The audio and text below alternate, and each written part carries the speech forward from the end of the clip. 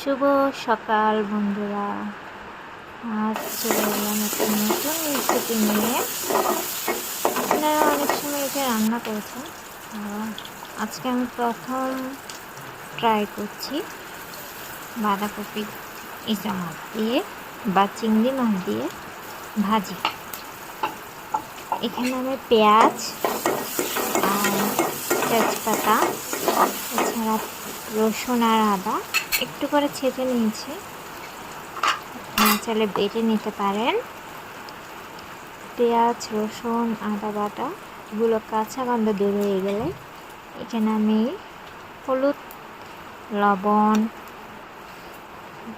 তারপরে দিব জিরা বা ধনে, যেটাই এটা হচ্ছে ধনে, জিরাটা আমি লাস্টে দিব। তারপরে আমি একটু পানি দিয়ে দিব। লাল গুঁড়ো মরিচ দিতে পারেন, আমি মরিচটা এখানে ইউজ করলাম না। মশলাটা একটু কষিয়ে নেব। মশলাটা ভালোভাবে তেলগুলো উপরে উঠে আসলে আমি ভেজে রেখেছিলাম এই চিংড়ি মাছগুলো, এগুলো ছোট, বড় চিংড়ি মাছও ইউজ করতে পারেন। এরপর কিছুক্ষণ নিয়ে নেব। এখানে আমি আলুগুলো সাইজ করে কুটে নিয়েছি। আলু দিয়ে ঢাকনাটা দিয়ে দিলাম যাতে আলুগুলো একটু সিদ্ধ হয়। এরপর আলুগুলো যাতে নিচে না লাগে এর জন্য নেড়ে নেব। আবার ঢাকনাটা দিয়ে দিলাম। আলুগুলো আবার ঢাকনা করে নেড়ে দিচ্ছি সামান্য, নিচে লেগে যাচ্ছিল।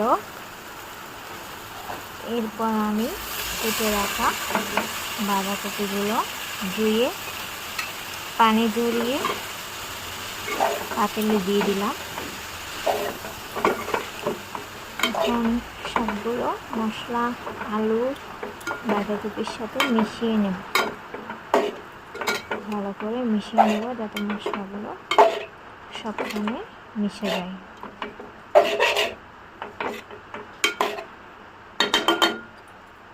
এখন ঢাকনাটা দিয়ে দিলাম। ঢাকনা দিয়ে দেওয়ার পর একটু নেড়ে নেব। বাঁধাকপিগুলো অনেকটাই হয়ে এসেছে, একটু পানি দিয়ে হয়েছে। এরপর আবার ঢাকনাটা দিয়ে দেব যাতে হয়ে যায় পুরোটা।